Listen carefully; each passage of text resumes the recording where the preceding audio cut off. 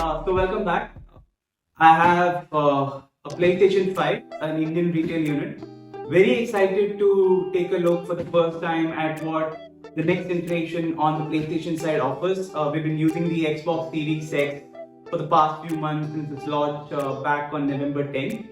But I'm really excited to see what Sony has to offer on the PlayStation side of things with the PlayStation 5. So without any further ado, let's get right into it.